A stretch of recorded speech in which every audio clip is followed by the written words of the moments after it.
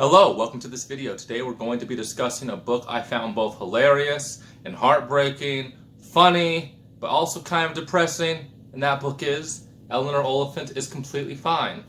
This book surprised me a lot. I was told that if I enjoyed A Man Called Ove, which is a book I loved immensely, that I would also love this read. Eleanor Oliphant is Completely Fine is another slice of life book.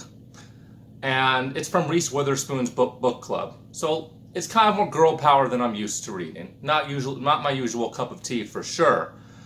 But I was surprised by how much this book pulled me in. The protagonist of this book, Eleanor Oliphant, is completely socially unaware, unintentionally hilarious, and very rude.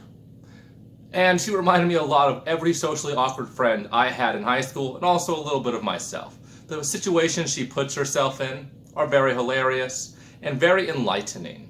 This book is also very thoughtful. I didn't highlight this copy because it's a library copy, but if I had my own copy of this book, pages and pages and passages and passages would be highlighted because Gail Honeyman has a way with words. She describes things and puts into words a lot of feelings and anxieties that everyday people have in a very thought-provoking way, and that was very impressive for a debut novelist for sure. This book touches on a lot of themes that I really enjoy reading about. It touches on loneliness, depression, trauma, the futility of everyday life, the dangers of routine, how to run from one's past, and self-love. A little bit of everything in this book, and tackled in a way that didn't seem overwhelming at all. One thing the author did incredibly well is suspend the reader in a state of hopeful anxiety.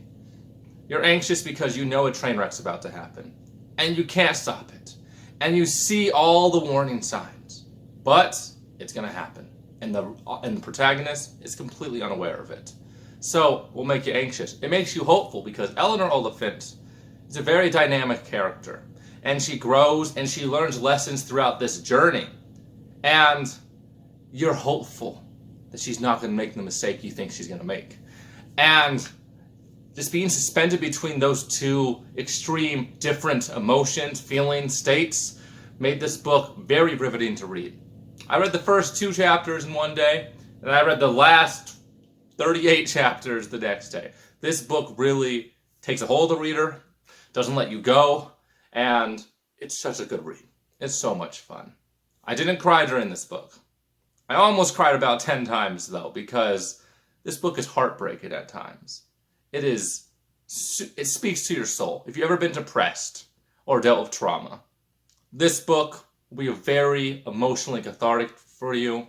You'll be able to relate with Eleanor super easily. This character is very easy to feel empathy for because she'll remind you of a lot of people you've met in your life. I'm sure of that. One stylistic choice the author made that I very much enjoyed, but I usually hate, is a cutoff ending. The ending of this book does not leave the reader sure of what happens next.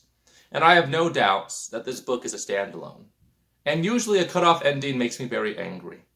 I like every plot point tied up. I like everything concluded. I like to know exactly where our characters are left off. But you don't get that. You can infer and deduce what's going to happen because you're pretty sure, but you don't know.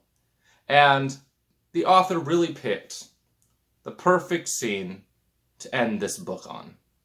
Because there are several plot twists, there are several twists and turns you go through while reading this book, and you think it's leading to a specific point, and you don't get there. But it leaves you hopeful.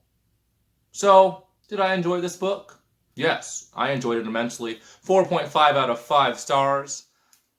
And, yeah, I'm bummed the author does not have any other books out. But I'm very excited that this book's being turned into a movie. That's always very exciting.